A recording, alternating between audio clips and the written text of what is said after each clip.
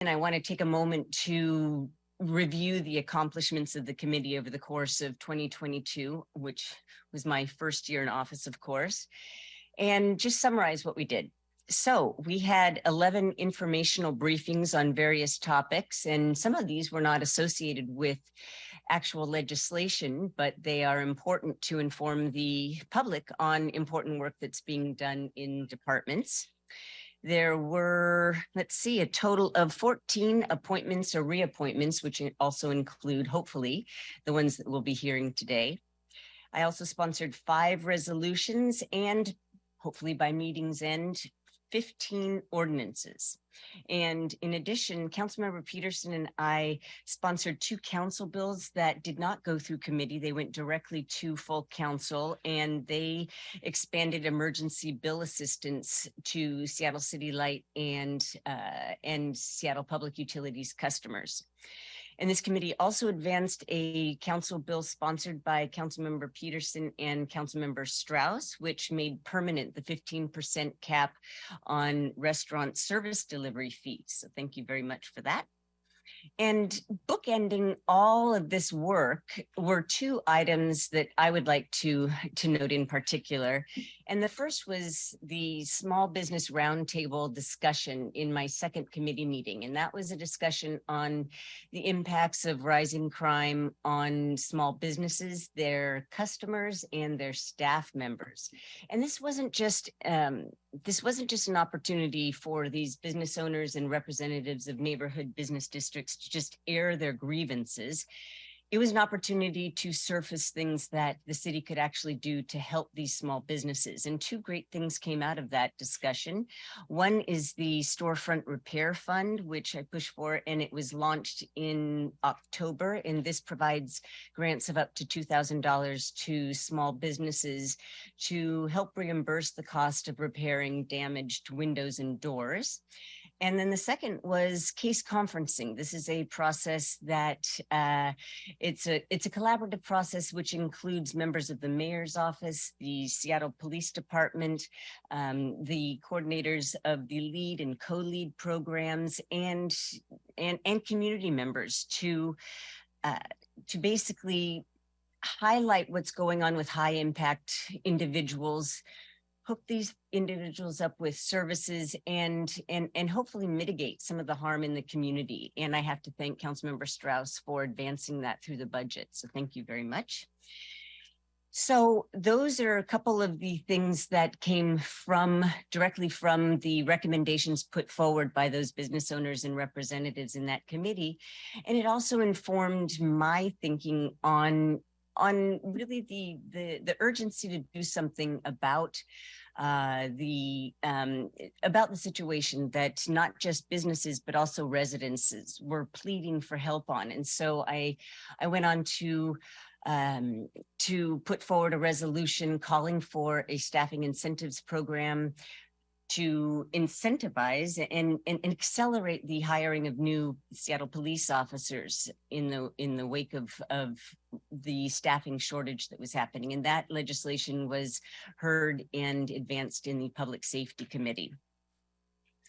So those were a couple of things that happened in the first part of the year. And at the very last meeting, the committee meeting, was something that I'd been working on for a long time that I am really proud to be able to say we accomplished together, committee members, and that is the establishment of the Seattle Film Commission. And this is so important because the film industry is a driver of economic growth in Seattle. And members of the film community here had been advocating for years for the establishment of a film commission to support our existing film community and also attract more production to Seattle.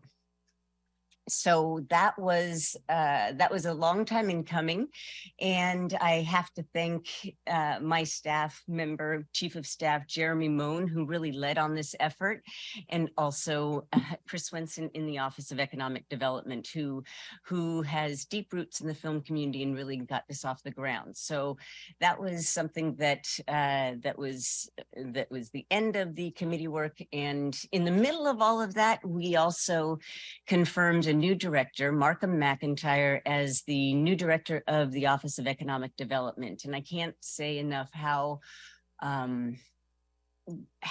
important it is to have such a strong advocate, someone who knows what small, large businesses need to thrive in Seattle at the helm of the Office of Economic Development. And under his leadership, the city got the storefront, not the storefront repair fund, I've already mentioned that. Seattle restored off the ground. The Capital Access Program was launched, and this provides small businesses with very low interest loans, because that is one of the things that is the hardest, especially for BIPOC business owners, is access to capital.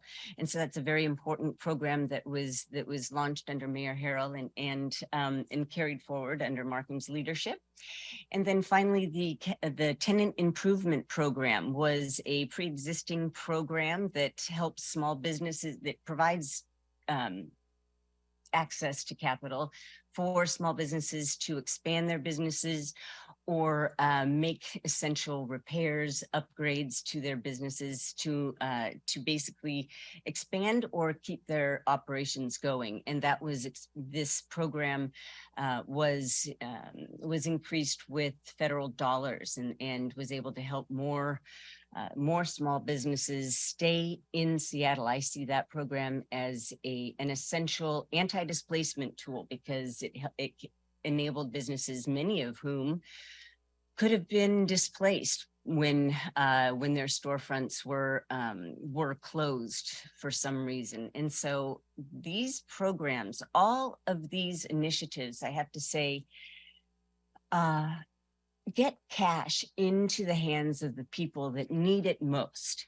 And they're available to all, but targeted at BIPOC entrepreneurs. And it's these kinds of initiatives where opportunities to build generational wealth are born. And that's fundamentally important. And I thank the executive for all of your leadership and Director McIntyre's shop as well. So that is a bit of what happened in committee this year, and I have some thank yous.